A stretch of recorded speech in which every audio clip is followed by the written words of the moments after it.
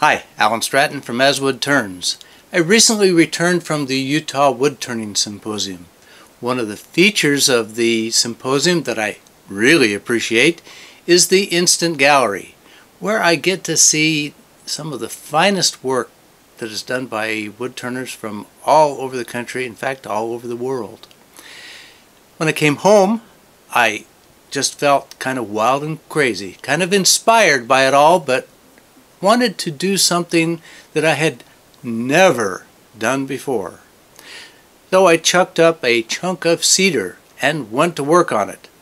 What I got? Well, here it is. It's kind of maybe a bowl, maybe a wall hanging.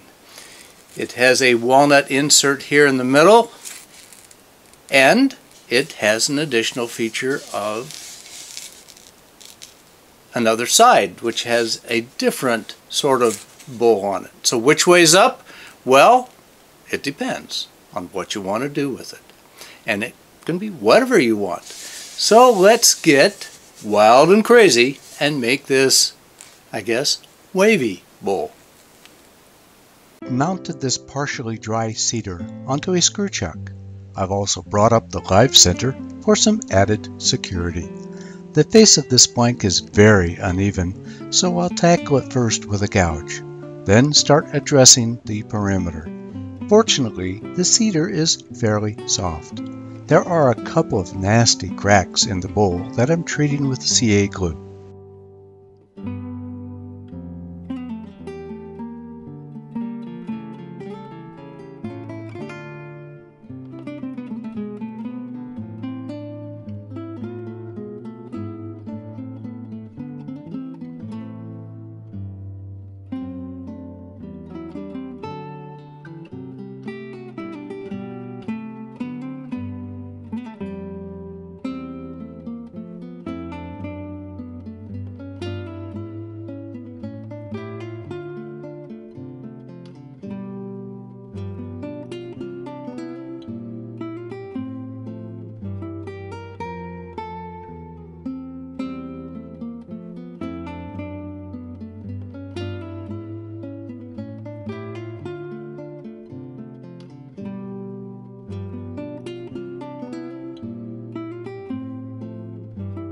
With the blank now round and flat, I'm marking it into thirds for a rough guide.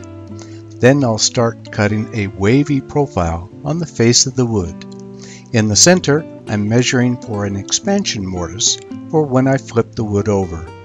After some more scraping, more CA glue is needed for the newly exposed cracks. I'm switching to a round nose scraper for concave areas. My skew serves fine for convex areas. This is evolving into an interesting shape.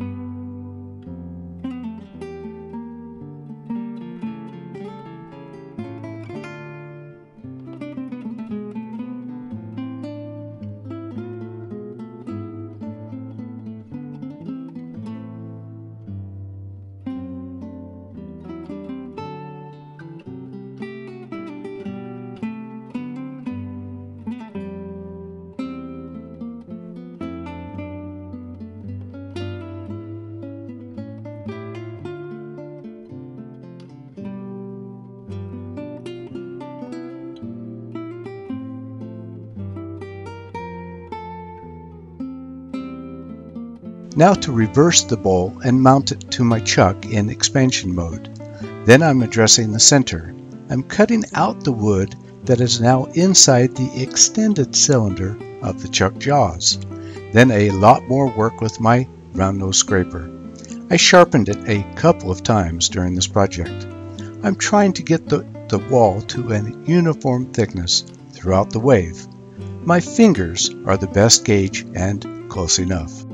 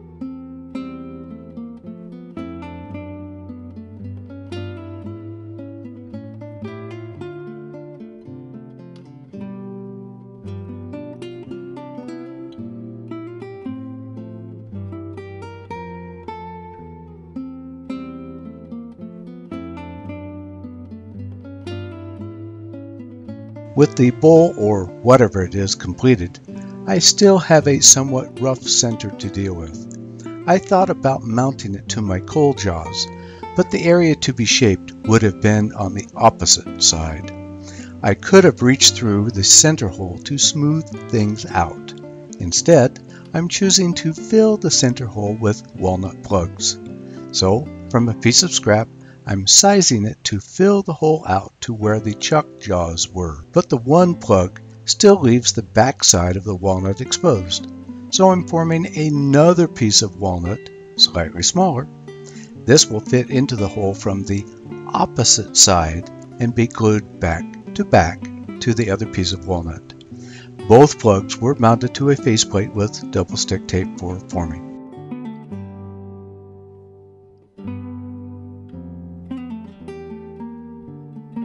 Then, after a short swim in walnut oil, my wild and crazy excursion is finished. It's kind of weird, yes. Kind of crazy, yes. But it was fun and gives me ideas for other projects. There are still the cracks. They were deep and light could still be seen through one of them. If one or the other of the cracks ever becomes a problem, I'll just stitch them up with some tough thread.